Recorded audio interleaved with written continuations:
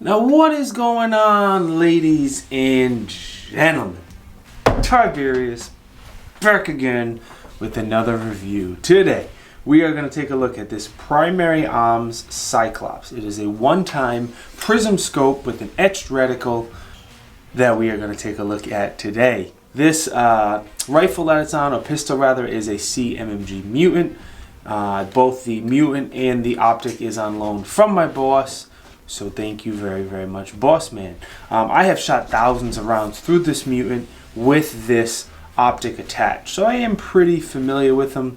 They have been very, very durable, very, very reliable. They've been out for several years, so don't just take my word for it. If you look at some of the other reviews on YouTube about this optic, there's people doing all sorts of nonsense, like smashing them, dropping them, hitting them with hammers, shooting them with a bird shot from a shotgun.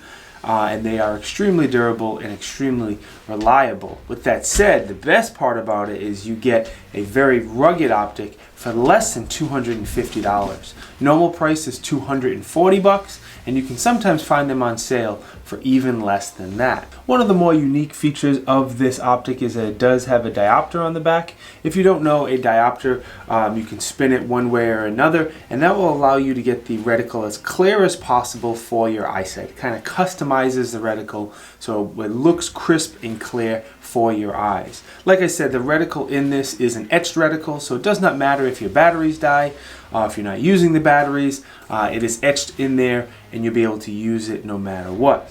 That particular reticle that's in there is an ACSS Reticle, which is fantastic. All ACSS reticles, I love them. I'm big fans. They work very, very well. They're very simple, but very, very effective as well. So this particular one has a chevron.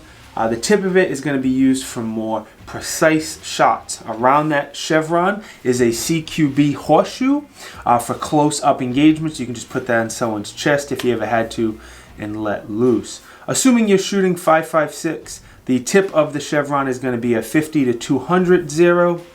The inside of the chevron is going to be your holdover for 300 yards. And then the two bottom tips of the chevron is going to be your holdover for 400 yards. So you have the close-up of the horseshoe, and then you have the bullet drop compensator at the inside of the chevron and then down at the tips.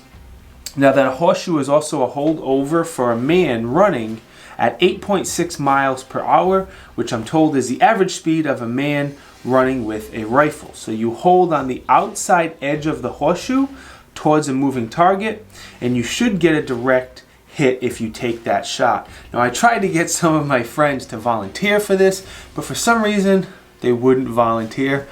The bottom of the reticle now can be used for ranging targets in two different ways. First, if you place a standing target on their feet at the bottom bar, assuming that person is around 5'10" tall, if his head lines up with the top bar, he is around 200 yards away. If his head is at the middle bar, he is around 300 yards away. And then, as you guessed it, the bottom bar, he will be 400 yards away. Which is all great and dandy and wonderful, unless you are fighting a group of Oompa Loompas. The second way you can use it as a ranging tool is by using the width of the bar. An average man shoulders are about 18 inches wide from shoulder to shoulder. So assuming the bad guy there is in prone or standing up, you can put the top bar from shoulder to shoulder, and if it lines up, he is 200 yards away. The middle bar is 300 yards away, and then that bottom bar is going to be about 400 yards away. So as you can see, that ACSS reticle is very, very simple, yet very, very effective and intuitive with the bullet drop compensator and the ranging features underneath. The illumination on this optic is not daytime bright. I don't believe it was intended to be. I wouldn't use the illumination unless I'm under low light conditions. With the etched reticle, there's just no need to turn the illumination on, but please don't expect it to be daylight bright or sunlight bright, because it's definitely not. So your illumination dial goes all the way up to 11. It's right here on the side of the optic, and it does take a very standard CR2032 battery, and it gets 3,000 hour battery life. Don't compare any Prism, the battery life in any Prism optic, to a standard red dot. A lot of the new red dots now are getting like 50,000 hours, 100,000 hours, just crazy battery life. Prism optics don't really work that way. Again, you're not really going to use that illumination, or most people aren't going to use that illumination unless it's under low light conditions. So for me, it's not a major con. That's just the way prism scopes are. One huge advantage of a prism scope is they don't need to tint the color of the lens like a red dot does. A red dot is projecting something off of the glass back towards your eye, so it needs to have some sort of contrast. With these prism scopes, if you look through it here, the glass is very clear, bright, and very easy to shoot with both eyes open. Yet another benefit to these prism scopes are going to be for people who have astigmatism. Most red dots end up looking funky and weird and blown out for people with astigmatism, but you're not really going to have that with this prism scope. Again, you're not reflecting anything off of the glass back towards your eye. It's an etched reticle, and the diopter will help, and the good eye relief, and all those things combined make this a great option if you have astigmatism. Speaking of that eye relief, that eye box, it's rated at like just under 4 inches is what Primary Arms says, but that seems to be a little low. I think the eye relief in the eye box is a lot more generous than that. Your turrets up top here for windage and elevation are both capped. They are half MOA adjustments per click, and as you can see here, they are both tethered, so you will not lose those caps.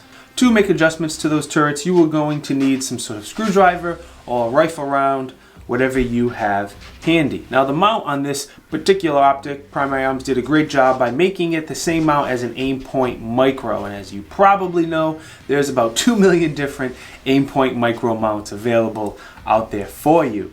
The weight of the optic is going to be around 9.7 pounds. The length is going to be around 4 inches. They have a great lifetime warranty, fog-proof, waterproof, and if you don't like the black color, it is also available in FDE. Now, as far as pros of this little optic, I have so many different ones. I think the biggest one is going to be the etched reticle, and how if the battery dies, it's still going to work like all Prism optics. But this one having a diopter is another very nice feature. So you can customize it and make sure that reticle is crystal clear for your eyes.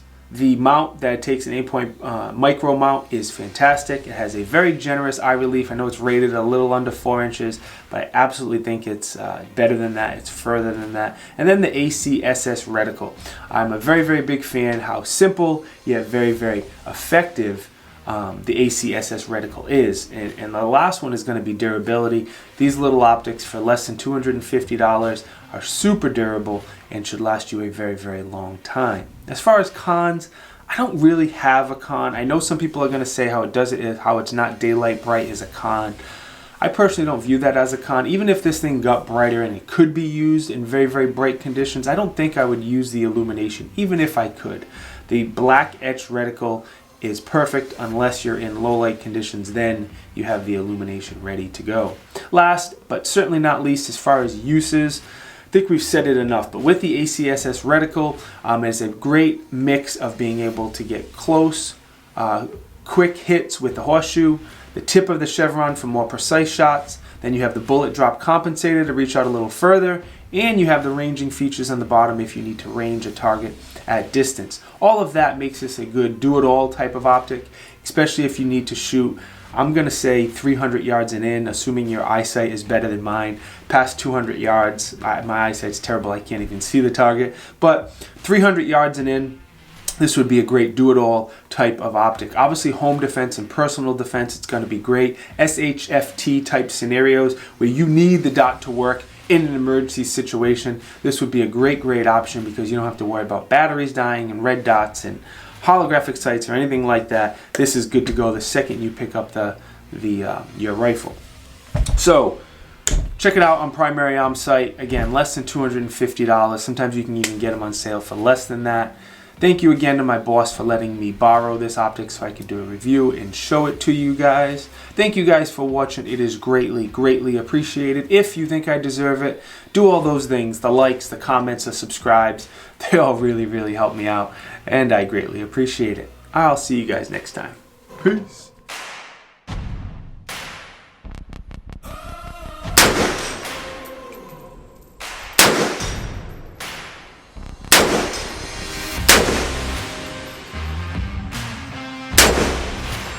There we go.